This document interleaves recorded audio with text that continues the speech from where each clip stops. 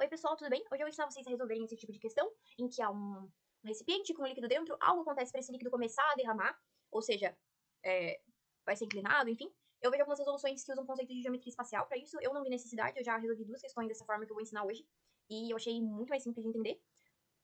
Para quem tem um conceito de física, é um pouco parecido, porque a gente vai pensar nesse problema como se fossem vetores, então isso vai ajudar, mas se você não sabe também, você vai entender da mesma forma. Então vamos representar aqui o que a questão está falando, né? Diz que tem um recipiente cúbico de aresta 4 centímetros, então a gente sabe que todos os lados desse recipiente medem o mesmo valor, né? 4 centímetros. E ele diz também que a água está numa altura de 3 centímetros. Então vamos colocar aqui. Opa. E aí, o que a gente precisa raciocinar aqui? Você concorda comigo que, à medida que eu vou inclinando esse recipiente, então vamos representar aqui, ó, do lado. À medida que eu vou inclinando esse recipiente aqui, o tanto de água que sobe nesse lado aqui, ó, direito, vai ser a quantidade de água que vai descer aqui, porque, veja, tá dessa forma aqui, com ele horizontal, parado, bonitinho. Se eu inclinar essa água, você concorda que o mesmo tanto que subiu aqui é o mesmo tanto que desceu aqui? Não sei se vocês estão entendendo, mas esse foi meu raciocínio, gente, super faz sentido, tá?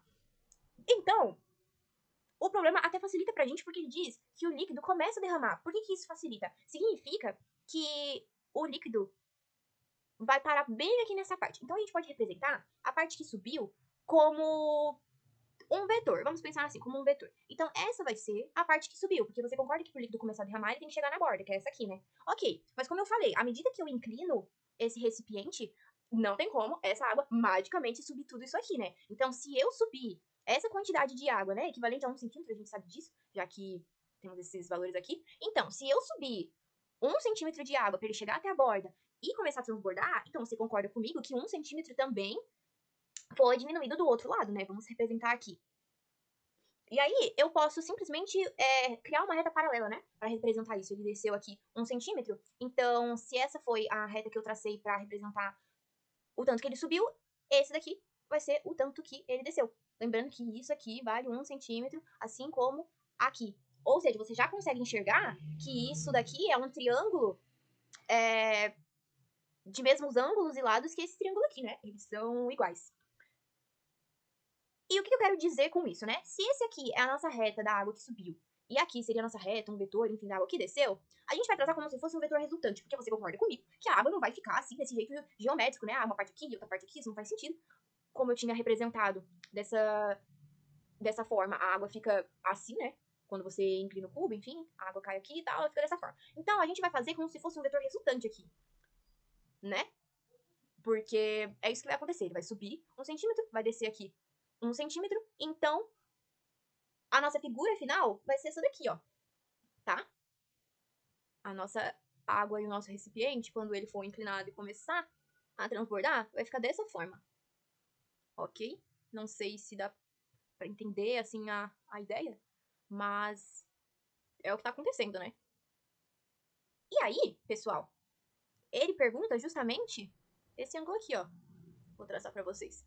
Esse ângulo aqui, de inclinação. E algumas pessoas podem ficar em dúvida, né? Se é esse ângulo θ em referência ao eixo X, ou se é esse ângulo alfa em referência ao eixo Y. No caso, a questão deixa claro que é em referência ao eixo X, porque ele diz que foi girado em torno da aresta da base, né? Que seria essa daqui. Então, é um ponto que você tem que se atentar. Mas nesse caso, eu acredito que tenha ficado claro porque ele deu essa referência, né? Então, pessoal, a única coisa que a gente precisa fazer é aplicar a trigonometria no triângulo retângulo para descobrir esse ângulo alfa. E aqui tá um pouco confuso, né? Porque eu fiz tudo no mesmo desenho. Mas vamos separar esse triângulo aqui do lado.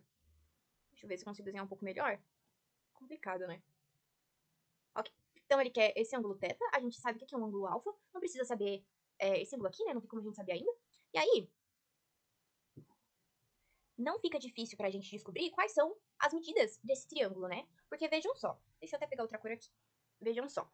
Se essa medida aqui é 1 centímetro e essa medida aqui também é 1 centímetro, então é fácil perceber que toda essa medida aqui do cateto oposto é 2 centímetros. Então vamos colocar aqui, né? 2 centímetros. E a gente também tem representado que a base do recipiente cúbico, que também vai ser a base do triângulo, né? já que o recipiente continua sendo o mesmo, é 4 centímetros. Isso o enunciado deu e a gente já tinha guardado na mente, né? Então aqui, pessoal, basta a gente fazer a tangente, né, do ângulo e, incrivelmente, é justamente isso que ele pede. Essa questão até é fácil. Então vamos calcular aqui a tangente do ângulo θ. Sabemos que é cateto oposto sobre cateto adjacente. Nesse caso vai ser 2/4. E simplificando, isso dá meio. Portanto, né, a gente sabe que esse ângulo...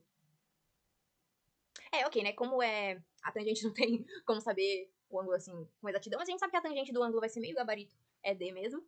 E é bem fácil, né? Tem algumas questões que pedem o ângulo em si. Nesse tipo de questão, as medidas aqui são um pouco diferentes, você acaba tendo que fazer uma outra análise, ver quanto que dá a tangente, às vezes o seno, às vezes o cosseno, e concluir, né? Se desse, por exemplo, um seno θ de raiz de 3/2, então você saberia que esse ângulo θ é 60 graus, né? Mas enfim, eu acredito que desse jeito tenha ficado claro. Eu faço dessa forma esse tipo de questão, acredito que dê pra aplicar em outras questões parecidas. Pra quem já viu hidrostática, tem algumas questões mais difíceis assim, que você usa esse tipo de análise.